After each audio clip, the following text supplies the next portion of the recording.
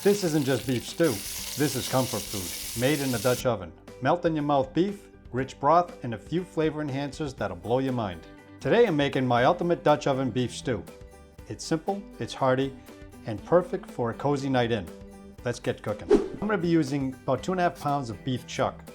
Take a look at the marbling, it looks fantastic. It's going throughout the meat, the chunks are nice and big, which I like. If there's some that are a little too big, go ahead and cut them down to about 1.5 to 2 inch chunks, but you do want to keep them big enough so they don't disintegrate and fall apart in the stew, because it is going to cook for a couple hours.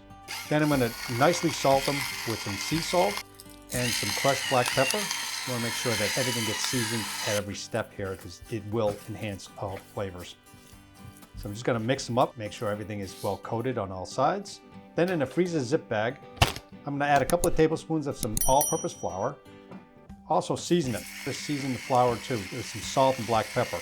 Add all the meat inside and shake it up. Make sure everything gets all well coated. You want to make sure that all the sides are coated so it gives you a nice crush. That's what that flour is going to help do in the pan. So I'm just going to put the meat aside for now, let them just sit in the flour. And I'm going to get about 3 or 4 stalks of celery. I'm just going to chop everything into large, maybe 1.5 to 2 inch pieces. You want big pieces in your beef stew. I'm also going to chop up 2 or 3 carrots, depending on the size of them, depending on how much you're making. I'm using about 3 medium-sized carrots here. I'm just going to clean them up. You can wipe them down if you want. You can wash them. You can save the pieces for your garden. And just chop them right down the middle. Again, you want to try to keep all the pieces around the same size, 1.5 to 2 inch pieces is what I'm going for. Once I get all the carrots chopped up, I do the same thing with an onion. I use just a regular yellow onion here, peel off the skin, and I just chop them into big blocks.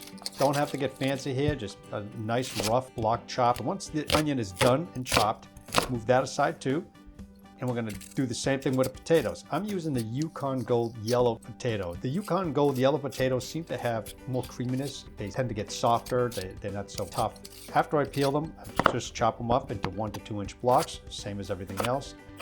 But we're not going to cook the potatoes with the vegetables. We're going to hold the potatoes off until later on.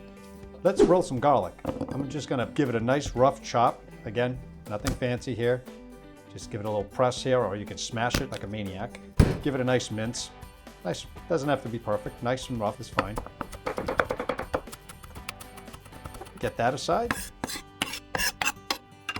I'm going to get a couple tablespoons of olive oil at the bottom of the Dutch oven, and then I just start placing the meat in there. You want to make sure that the Dutch oven is hot though. I keep it on about medium heat. The thickness of the bottom maintains all that heat, so that way I can get a nice sear in it, as you can see here. Look at the crust on these things. And you want to flip them over after about a minute or two, a couple minutes, when you start seeing that crust build. And just flip them to the other side until you get them all nice and brown. Doesn't have to be cooked all the way. Again, they're going to be sitting in the stew for a long period of time, so they're going to cook all the way through. We just want to seal in those flavors. And all those bits at the bottom of the pan, that's gold. You want to keep that. Don't get rid of that. So in that same oil, I'm going to add in my root vegetables, the onions, the carrots, and the celery. We'll give that a little toss, obviously season it a little bit with some salt and black pepper. Again, we're building up the flavor. We want to make sure everything gets a little bit of the flavoring. Let them cook for a few minutes until they start getting a little softer, a little translucent. You want to scrape all those little bits off that bottom too as much as you can. And get the garlic in there, and about a teaspoon or so of tomato paste. The tomato paste is going to help enhance that tomatoey flavor. It's going to bring out some richness. And let's not forget about 1 cup or so, maybe a little bit more of red wine. You want to use a nice red wine here, and you want to deglaze that bottom and pull up all those bits. Scrape all that up. I'm also adding some Worcestershire sauce. Now, I've been told in one of my comments that they call it Worcester sauce. Let me know how you pronounce it, how you say it, if you use the entire Worcestershire. But anyway, let's get back to the cooking. I'm also going to add 1 tablespoon of better than bouillon roasted beef base to add even more flavor to this. So give that a little stir. I'm going to add about 2 or 3 bay leaves in there, some thyme, some dry thyme, and you can use dry herbs here. It's going to work fine. For a little bit more flavor enhancement, I'm going to add some balsamic vinegar. Again, it brings out a little bit of sweetness. And for the next special ingredient is dark chocolate, unsweetened. About 1 inch by 1 inch block of dark baker's chocolate. It enhances the gravy, just makes it more rich, more flavorful. About a tablespoon of sweet paprika. And then I'm going to pour in my beef broth. About 4 cups worth here. You can always add a little bit more if you want, if it's getting too thick, or some water. And then let's get this beautiful meat in there. Look at that. It already looks good enough. Give it a stir, put the top on, and allow it to cook for about 2 to 3 hours. You can cook it longer if you want. If you want it thicker, cook it an extra half hour or so. If you want it a little looser, you can go for 2 hours. So you can see how thick it's getting here.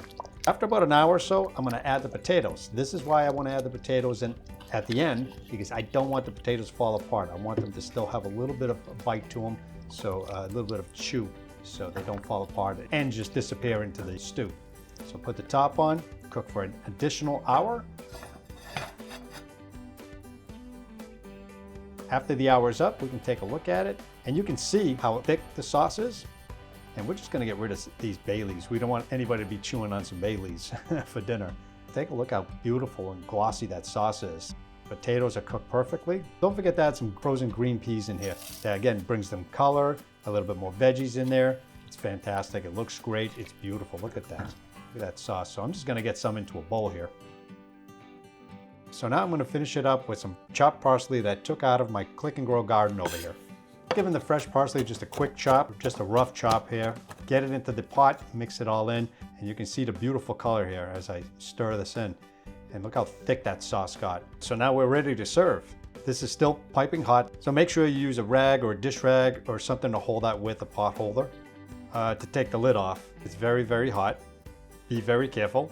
And I'm going to use these nice rustic bowls here. They're terracotta type bowls here. It's going to look great in there. And it's going to go real good with the dinner. And I'm going to take some of this here, and you can see how nice and thick that sauce is. Get some potatoes in there. Get some of this beautiful gravy and sauce. It's nice and thick, and look at how glossy it looks too. It's beautiful. You got peas, you got carrots, potatoes, some celery, and of course the star of the show is the beef. It's tender, it's juicy, and take a look at that presentation. So let's give it a taste. Tender. Great flavor too. All those bonus ingredients we use in there, that chocolate, you can't even taste the chocolate. It gives it something. And it gives it some richness in there.